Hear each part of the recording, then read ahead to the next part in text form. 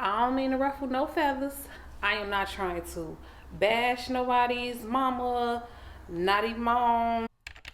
I got a 21, almost 22-year-old daughter, a 7-year-old son, and I am still pushing out babies, okay? God is still blessing my womb. I thought today it would be a good idea to talk about how to be a good mother even when you didn't have one. A better mother than the one you had.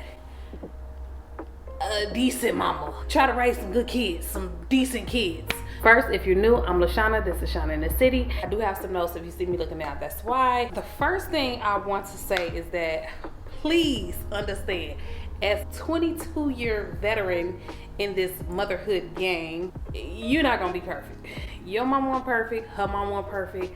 You ain't gonna be perfect. I don't care how great you are, you're still not going to be perfect because there's no perfect person in the world, okay? And that's okay, because what I've learned is that your imperfections are an opportunity for you to grow. You have to be forgiving to your parents and to yourself for the lack of perfection, because there will be a lack.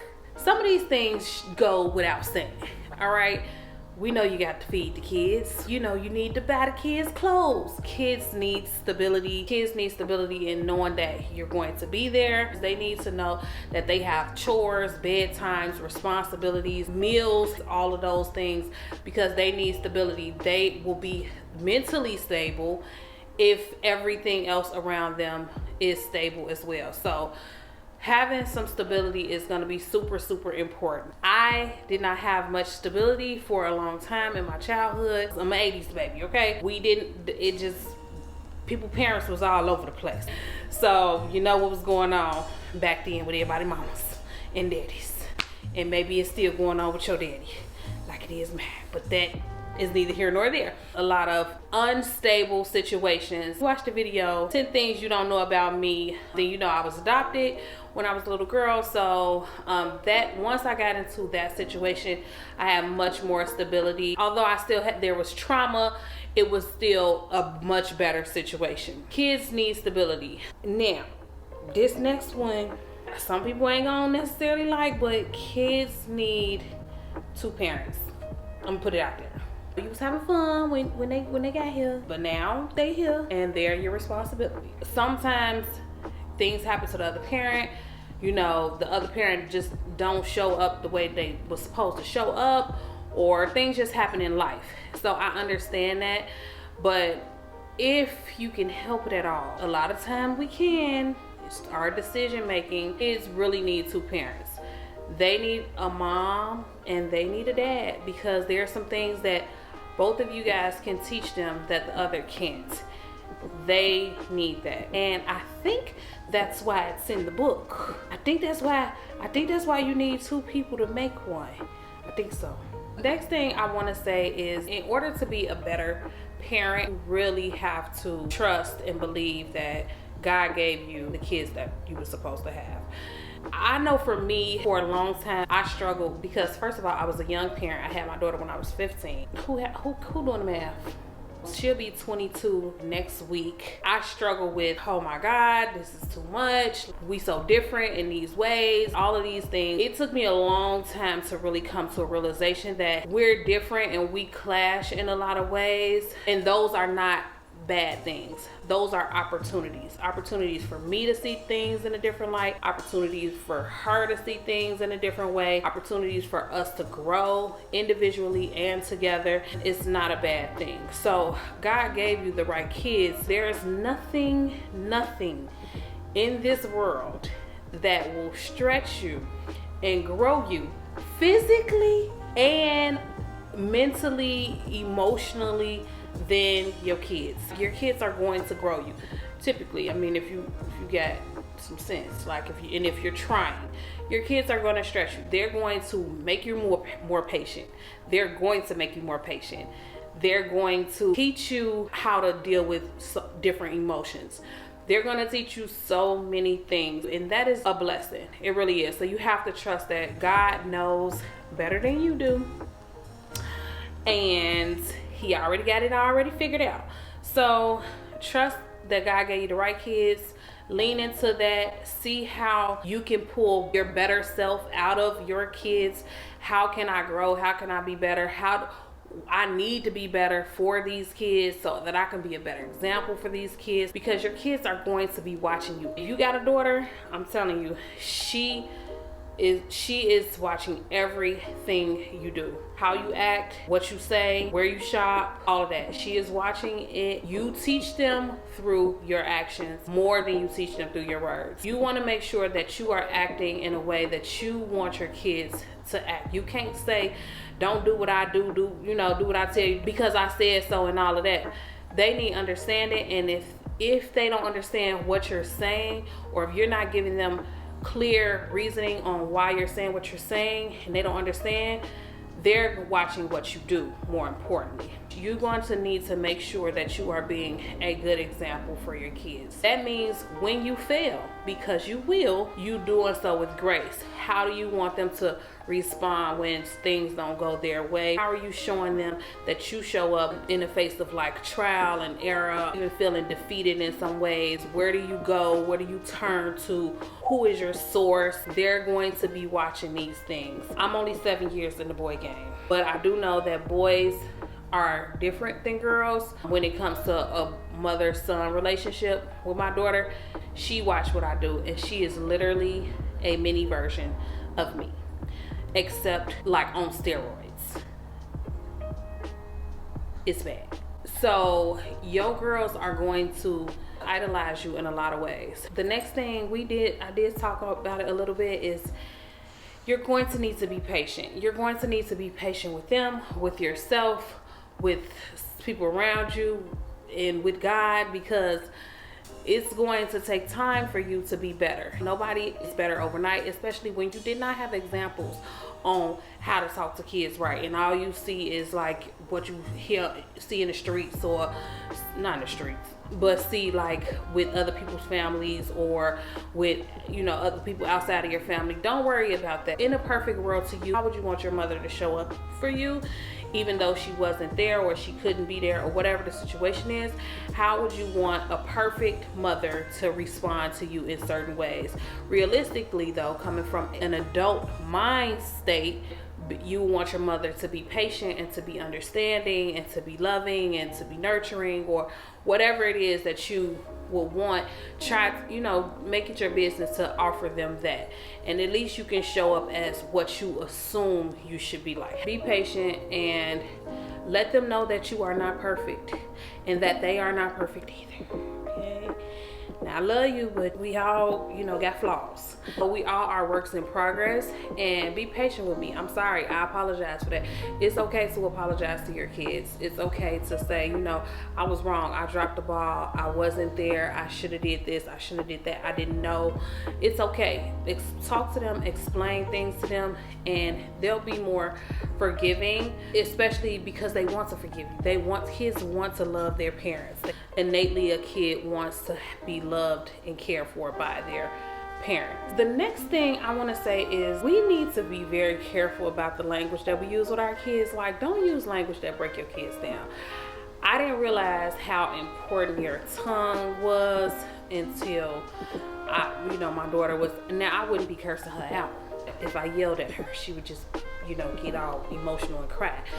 But I didn't understand the importance of not saying curse words either around her or to her. I didn't curse her. I would say, get your, that type of stuff.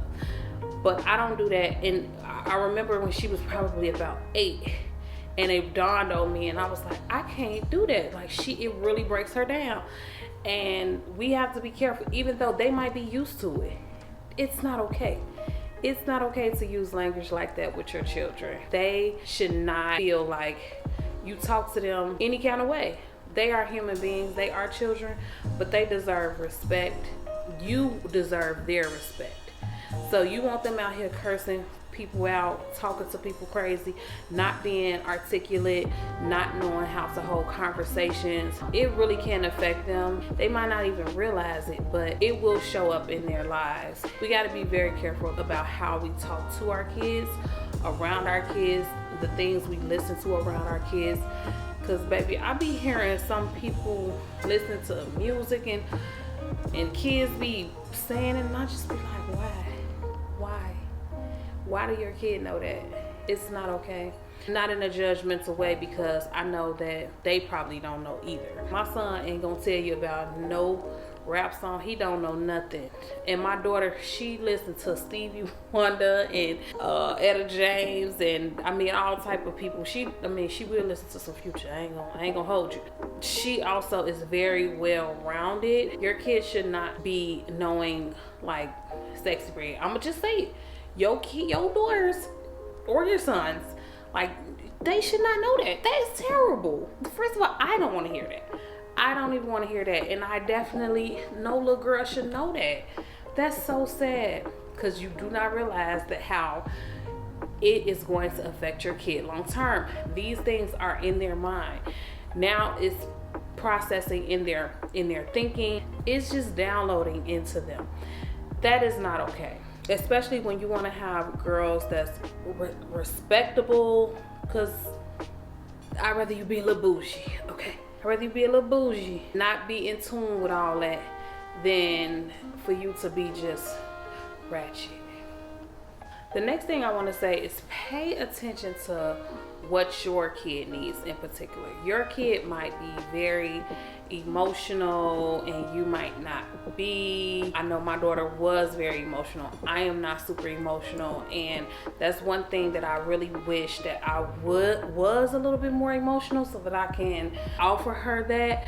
But at the same time, I think, well, maybe me not being super emotional kind of helped her not lean so heavily into that and have a little bit of a thicker skin, because you're gonna need that in the world. At least know when you should turn it on and when you could be able to turn it off to some degree. They need to know that you know who they are and that you can relate to them, they can relate to you, and not criticize them for being who they are. Even if you want to help develop that in some ways, how to, respond in certain situations, but don't tear them down. But you have to be able to recognize those things. Definitely pay attention to who they are around, like who they hang around, friend wise. Like, ask them questions about, like, well, why do you hang out with this person? Or what did y'all do today? When you dropping them off at such and such house, you love this person to death, you trying to figure it out how to hustle bustle take care of them, especially for the single mom. But we have to make sure that we are paying attention to our children and who we are leaving them with. Whoever we are leaving them with is also influencing them in some ways. And so we want to make sure that y'all on the same page. I mean, obviously nobody is going to parent the way you parent your kid, but at least y'all can have the fundamentals can be the same. We understand that I don't want my kid over here watching rated R movies, okay? All right. The next one I'm going to say is talk to your kids and listen to your kids.